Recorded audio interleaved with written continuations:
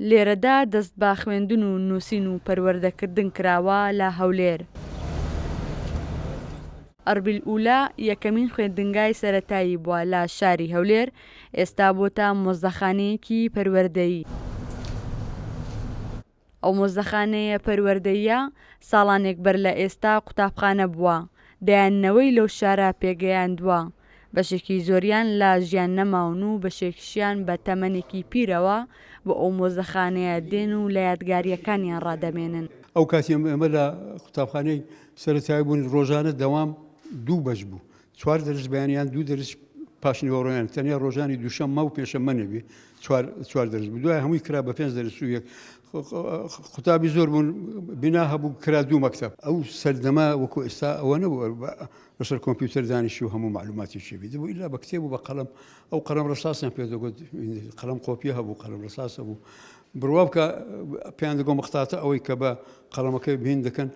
پێشی ئەوە زۆر کەم بوو، بە مووس قەڵەممان چاک دەکرد، مووسی کۆن ئەوەی کە یعنی کە پێتراش دەبوون بەوانە قەڵەممان چاک دەکرد.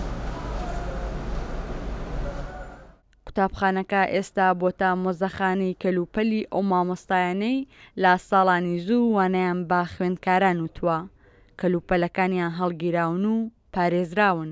بەڕێوەبەری مۆزەخانەکەش دەڵێت لەو خوێندنگایە دەیان کەسایەتی ناودار پێگەێنراون. ئەو خانەوادانەی کە مامۆستاکانیان پێشەنگ بوون یاخود دایک و باوکیان پێشەنگی مامۆستاکار بوون، بە خۆشحاڵیەوە وردە وردە هاتن کەلوپەلەکان و یادەوەری و ئەرشیفەکانی خۆیان هێنا ئێرە. وەک ئێستا دەبینن لە هەر 13 هۆل و لە هەر 13 پۆل شوێنمان نماوە کە کەلوپەلی لێدا بنین، بەردەوام کەلوپەلمان بۆ دێت، بەردەوام سەردانی کرد هەن. دەتوانین بڵین ئەو باڵەخانەیە ئێستا بۆتە شوێنێک بۆ پاراستنی کەلەپور و مێژووی پەروەردەیی شارێکی وەکو هەولێر. قوتابخانەی ئەربیل ئوولا یەکەمین قوتابخانەی هەولێرە و لە سەنتەری شار بووە و لە نزیک قەڵای هەولێر لە ساڵی 1930 بۆ یەکەمین جار وانەی تێدا خوێندراوە. ئێستا قوتابخانەکە بۆتە یەکەمین مۆزەخانەی پەروەردەیی لە هەرێمی کوردستان و ڕۆژانە خەڵکێکی زۆر سەردانی دەکەن. سۆلین حەسەن، کورسات نیوز، هەولێر.